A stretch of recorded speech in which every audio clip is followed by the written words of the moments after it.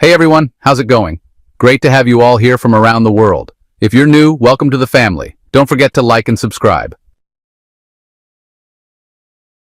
Breaking news just in, a missile fired from Yemen has struck the Ramat David airbase near Tel Aviv, setting fire to 3 fighter jets. This marks the second missile salvo aimed at the Ramat David military airport, southeast of Haifa. According to both Arab and Israeli media reports, the airbase in northern Israel was hit directly by a long-range ballistic missile launched by the Yemeni Armed Forces. In an official statement, Yemeni military spokesperson Brigadier General Yahya Saree said the strike was in retaliation for ongoing Israeli-American aggression against Yemen and in support of the Palestinian resistance. The missile reportedly landed directly in one of the airstrips inside the base, causing a massive fire and destroying 3 American-made F-15 jets stationed there as part of the U.S. support force in the region. According to Israel's Haaretz newspaper, the explosions were clearly heard in several areas around Tel Aviv. Sirens went off in nearby settlements, and Israeli authorities declared a state of maximum alert at all airbases in anticipation of further attacks. Analysts on Israel's Khan TV described the strike as a strategic blow to both Israeli and American air power in the region. They expressed shock at the accuracy of the Yemeni missile strike. Prime Minister Benjamin Netanyahu held an emergency meeting with military and intelligence chiefs to assess the situation.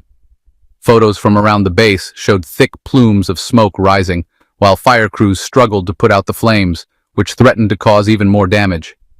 Military analysts warned that this attack might push Tel Aviv to request additional military support from Washington. Netanyahu's government now faces an unprecedented political and military crisis. Yemeni missile hits U.S. fleet, damages advanced fighter jet. The Yemeni Armed Forces also announced a separate high-profile operation targeting the U.S. fleet in the Red Sea. According to a statement from Brigadier General Yahya Saree, a locally made cruise missile struck an American F-32 fighter jet stationed on an aircraft carrier. The strike was said to be a response to ongoing U.S. aggression against Yemen. The missile reportedly used advanced technology capable of penetrating high-tech defense systems. Sources said the jet caught fire on the carrier's deck, prompting a rapid emergency response to contain the blaze and prevent it from spreading. American media quoted Pentagon officials saying the USS Harry S. Truman had to perform a quick maneuver and retreat to a safer zone in territorial waters, fearing further attacks. The U.S. Fifth Fleet was placed on high alert.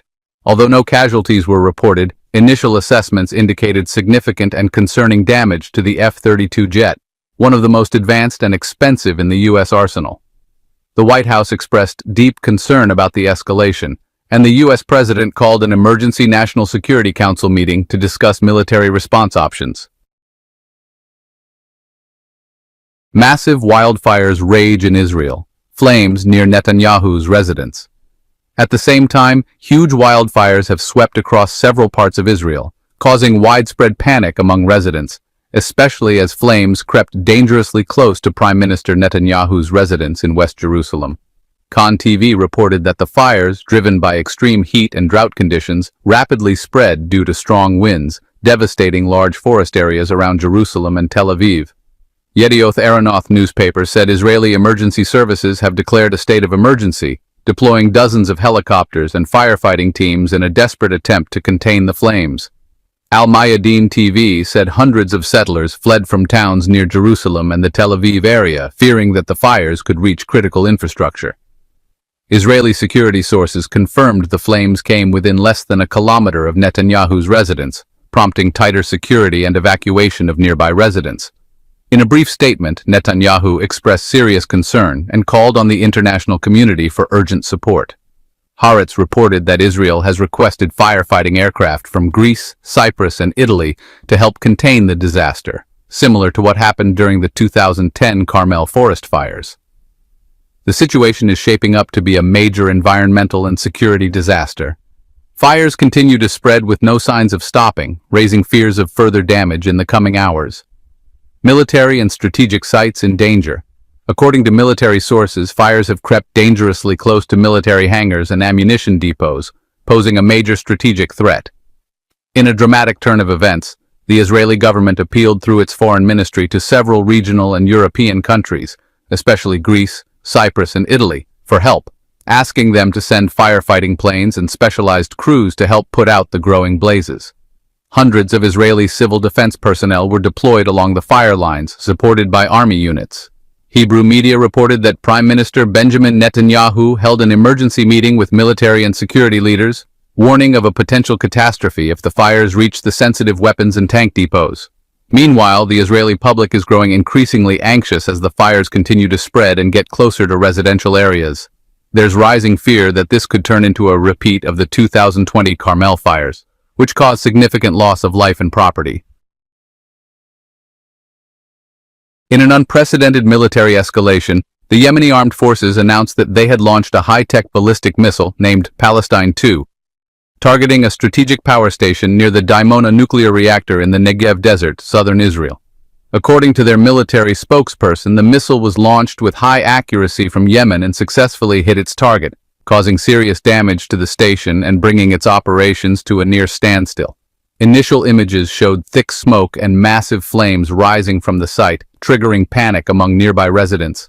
Israeli authorities immediately declared a state of emergency and dispatched dozens of firefighting and rescue teams to try to contain the blaze and prevent it from spreading to nearby nuclear facilities.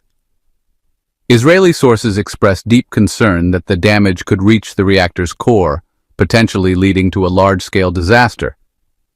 Hebrew media said Prime Minister Netanyahu was in shock over the scale and precision of the strike. Sources said he convened an emergency security meeting with top military and intelligence officials. Channel 2 News described the attack as the most serious hit on a sensitive facility in decades. Meanwhile, U.S. sources said Washington was closely monitoring the situation, concerned that the conflict could escalate further. American F-15 fighter jet crashes in the Red Sea. In another significant development, military sources reported that an American F-15 fighter jet crashed into the sea after taking off in an emergency from the USS Harry Truman aircraft carrier, which was under missile attack from the Yemeni Armed Forces. According to a statement by Brigadier General Yahya Sari, the Yemeni military launched cruise missiles at the carrier stationed in international waters in the Red Sea. He said the attack was in retaliation for continued U.S. aggression against Yemen. The surprise strike triggered emergency alarms on board the carrier, prompting a rapid response. While one F-18 tried to take off in a rush, the pilot lost control due to the chaos caused by the attack, leading the aircraft to crash into the sea and explode upon impact. It was a shocking scene with flames rising from the crash site. U.S. Navy personnel on the carrier and surrounding ships launched immediate rescue and search operations. U.S. officials didn't deny the attack but described it as an aviation incident during routine operations, while internal military assessments are ongoing. Analysts say this shows a significant increase in the Houthis' ability to threaten U.S. naval forces, even in open waters, potentially changing the rules of engagement in the region. Yemeni missile, allegedly with North Korean help, hits U.S. aircraft carrier. The Yemeni Armed Forces announced another special operation targeting the USS Harry Truman in open waters. Military sources said the attack involved an advanced cruise missile, believed to have been supplied by North Korea as part of a covert military alliance. The missile hit its target with high precision, breaching a lower section of the carrier, causing seawater to flood in and sink a large part of the ship, one of the biggest losses the U.S. Navy has faced in years. In response, the U.S. Navy declared a state of maximum alert in the area and sent additional forces to try to save the carrier. Surveillance planes and support boats were dispatched to the site under tight security. American media described the attack as a serious and embarrassing blow to the U.S. Navy, pointing to a significant escalation in Houthi capabilities thanks to new allies and missile technology. The White House released a brief statement expressing deep concern. President Biden held an emergency meeting with Pentagon leaders to discuss possible responses. Yemeni missile hits nuclear site in Negev, sparks fires in Tel Aviv. The Yemeni military announced it had launched a long-range ballistic missile targeting a major power facility in the heart of Israel's nuclear operations in the Negev. The precise strike caused major damage inside the facility, with early images showing thick smoke rising from the area as emergency crews scrambled to contain the damage and keep it from reaching other reactors. Israeli media confirmed the attack and admitted that the damaged power plant is one of the most critical in Israel's nuclear infrastructure. This prompted Israeli authorities to immediately declare a state of emergency in the Negev and surrounding areas due to fears of environmental disaster or potential radioactive leaks. In an emergency meeting with security and defense officials, Netanyahu said urgent measures were being taken in coordination with the U.S. government. He reportedly had a direct call with President Joe Biden to discuss possible responses. According to Hebrew news sources, Israel is considering various military options, including preemptive strikes, amid major chaos within its defense establishment. Thanks so much for watching. Let us know what you think in the comments, and don't forget to subscribe and hit the notification bell. At S News, we're committed to bringing you balanced and reliable news. See you in the next video. Take care.